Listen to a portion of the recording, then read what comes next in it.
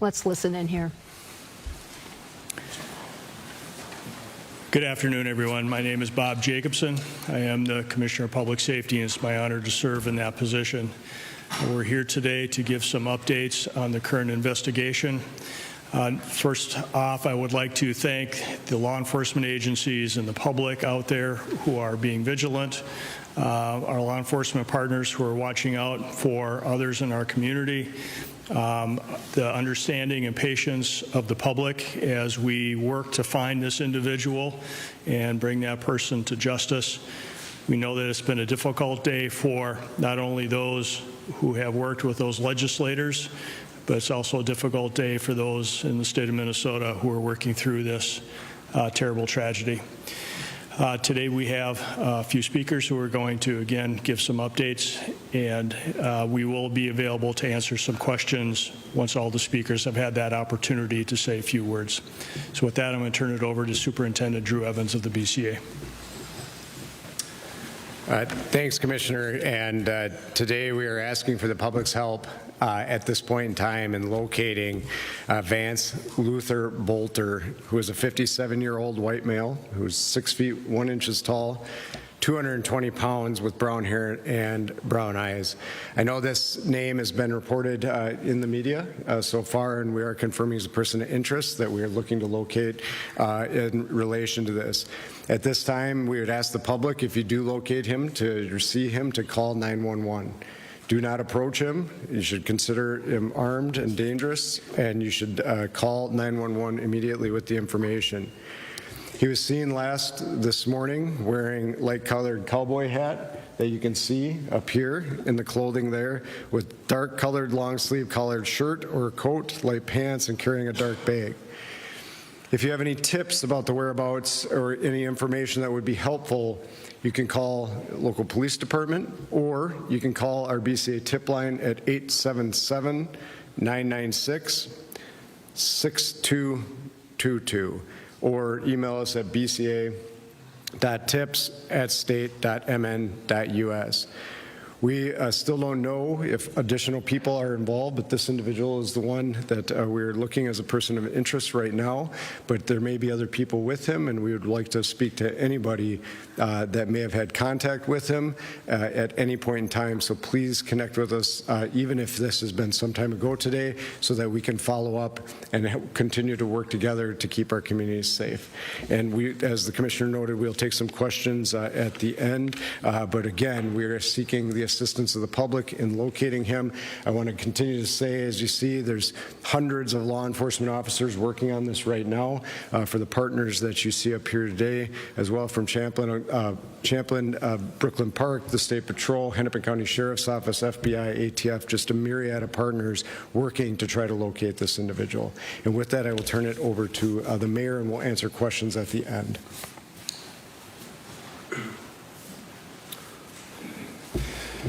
So hi, my name is Hollis Winston, Mayor of the City of Brooklyn Park. First, I want to extend my prayers to the Hoffman family, but also to the Hortman family as well.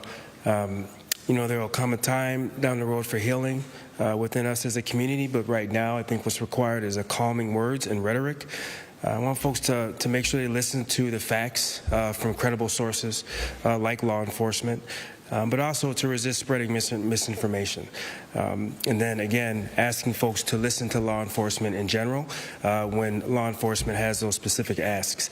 In Brooklyn Park and Champlin and our surrounding communities, in fact, the state, we're very much family. The Hoffman and Hortman families are very much our family, and so our prayers continuously go out to them, and it's very much a time for us to come together as a community and as a family, and I think people need to see it that way. I want to thank law enforcement, Governor Walz, Commissioner Jacobson, Sheriff Witt, FBI, various counties, local law enforcement.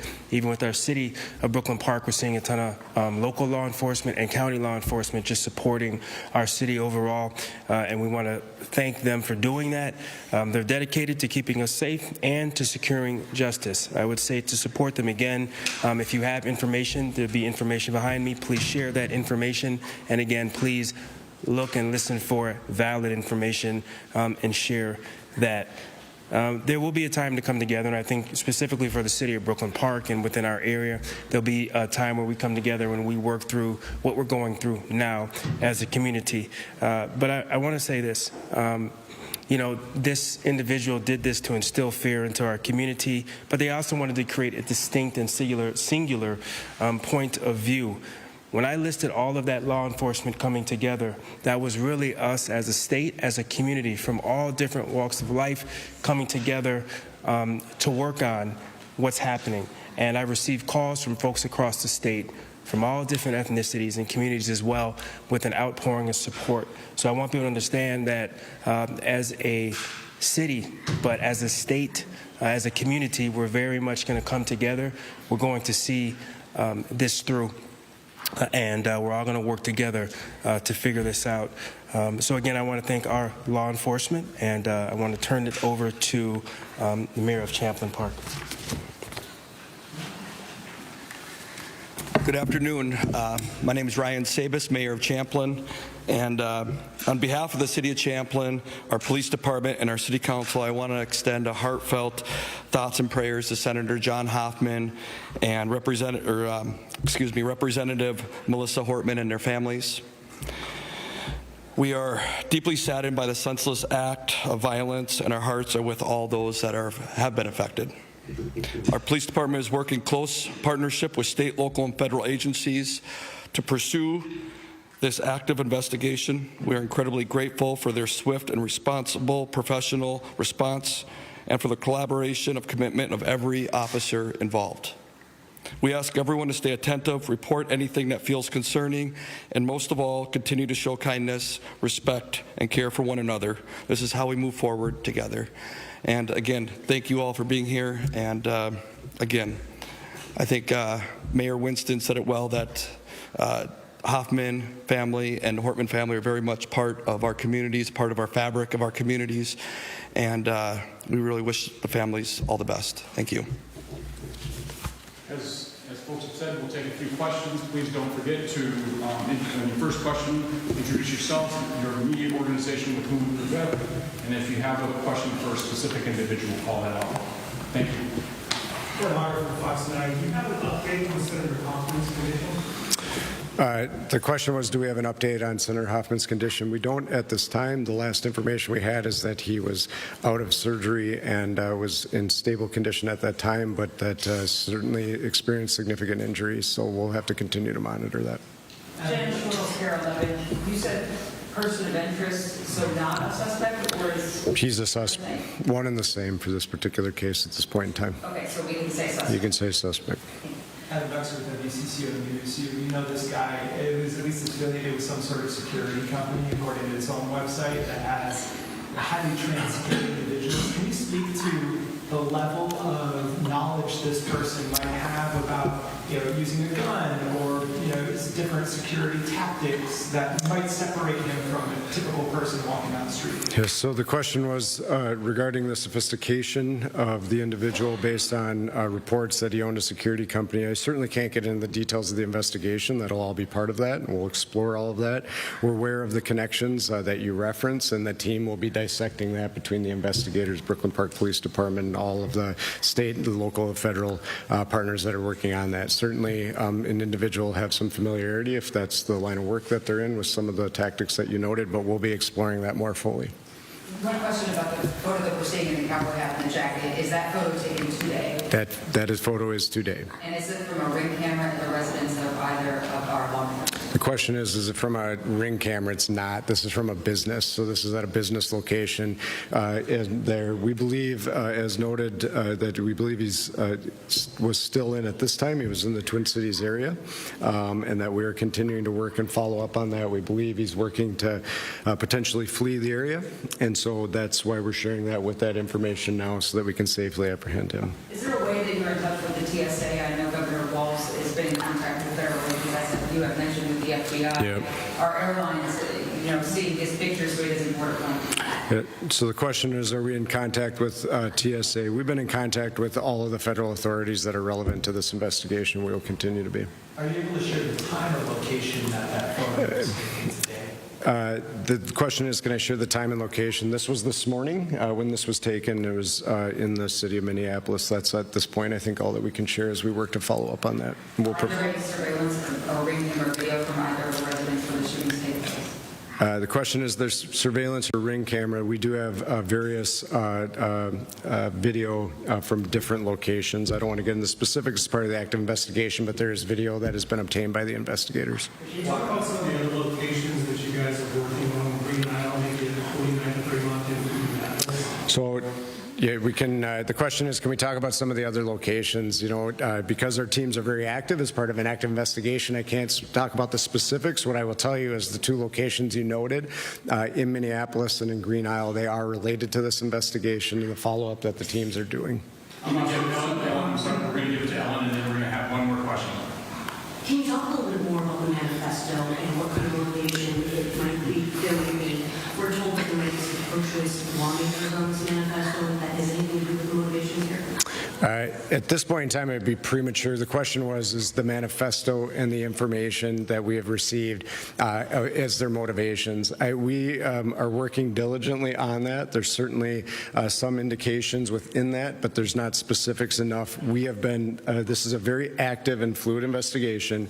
Throughout the day, as you've been waiting, and these teams have been out working out in the field, and they have been gathering more documents and information, so it would be premature for me at this point to really say exactly what the motivation might be from these writings, but we will be continuing to work on that and provide that information when we're able. You Walker, Senior from the search team. Jacobson, did they know each other? Like, did this man know either Hortman or Senator Hoffman in any capacity?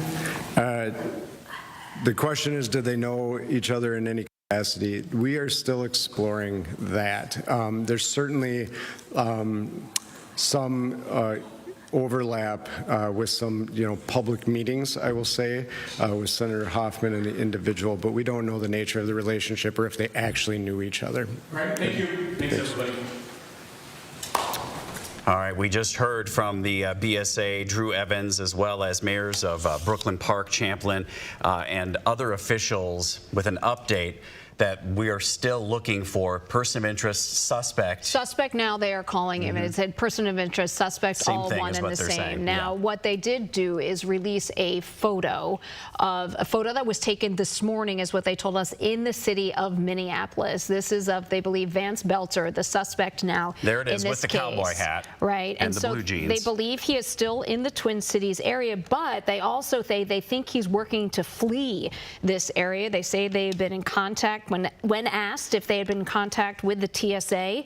The head of the BCA said that they've been in contact with all federal authorities that are relating to this investigation in this case. They also confirmed that they are looking at two other locations, one of them in North Minneapolis, the other, the one that we've showed you, Belter's home down in Green Isle, but these are all related to the investigation. Our Adam Duxter asked an interesting question about the knowledge, tactics, sophistication of this suspect because of his involvement with a security company and his background. And what we basically heard was, yes, that is something they're taking into consideration, that his level of planning and also understanding, or even his use of weapon, his history in that is something that they are taking into consideration. This is a look at the vehicle that the suspect used. That you can see it looks like any other law enforcement vehicle. You can see the lights, you can see the markings on it, would make anyone think grill that, on the front. make you think that that's official law enforcement. And this was some video that our photojournalists and Maria Lizignoli got earlier this afternoon as that vehicle was removed, because obviously they'll be combing through that for additional evidence. But I think the big headline here is that this suspect is still on the run right now, considered armed and dangerous. They are looking for the public's help with any small piece of information. We believe he is armed. He should not be approached. Call 911 if you do believe you see him or saw him at any point today, because that can help with figuring out some of the timeline of where he's been since this morning. We do know that along with that cowboy hat, he was carrying a bag. We don't know what necessarily was in that, if it was additional weapons and ammunition or what. But the other thing I think that we heard from the Brooklyn Park mayor is that it's really important right now to be looking for valid information from valid sources, because they've already noticed misinformation that is out there. I'm guessing a lot of that coming from social media, as is typically the case, because that's not vetted, and that the fact is that this was an attempt to instill fear in everyone here in Minnesota. Right. Let's go out to our Adam Duxter. He is at the Emergency Operations Center, so he was just in person there as they were giving us all of this updates. Adam, what can you tell us? Yeah, Heather, we knew and were reporting the name and age of Vance Boelter before this press conference, but what we did learn that I find particularly interesting and will be a cause for concern for many people who are watching is that the security photo that the folks shared with us here today at the Emergency Operations Center was snapped or taken from a Minneapolis-based business this morning. He's wearing entirely different clothes. He's in an entirely different city. And again, the folks we heard from say he's working to actively flee the area. And we know, we've been watching all morning, that local, state, federal law enforcement had essentially a barricade around those neighborhoods right near where this could have happened early this morning and overnight. And effectively, this tells us he was able to get out of that area, right? This photo taken in Minneapolis showing him in that cowboy hat, in that dark long sleeve colored shirt or coat, again with light pants and a dark bag. So he is no longer in that area. And again, Drew Evans from the BCA saying they have reason to believe he's actively working to flee right now.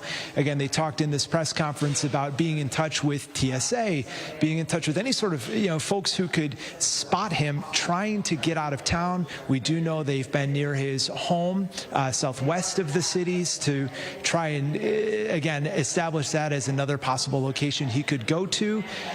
Just incredibly frustrating, I'm sure, for these law enforcement officers who, as we've seen, have been going door to door, literally, in this neighborhood, trying to find him this morning and all morning. Again, this photo that they shared, taken from a Minneapolis business this morning, that's all state investigators would be able to share with us.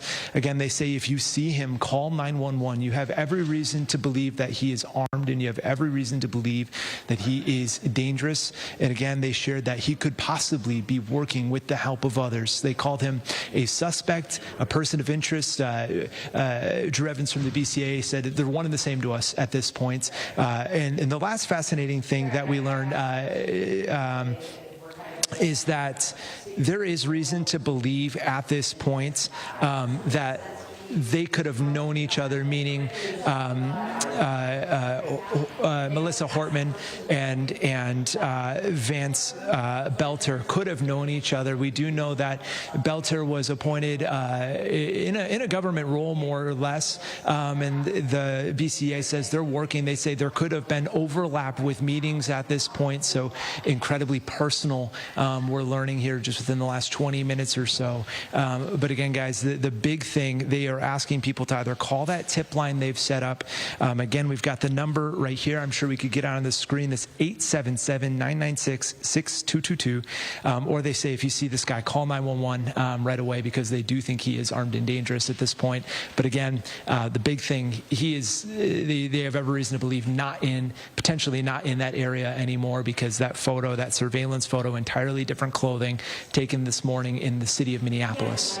All right, Adam Duxter here. And Adam, it's important to note here that they believe he's no longer in the area, as you just mentioned. Brooklyn Park PD telling us that there's no longer a need for people in this neighborhood to shelter in place. They say the suspect is not in custody, and again, reason to believe that they are no longer in that area. So we'll continue to check back in with Adam.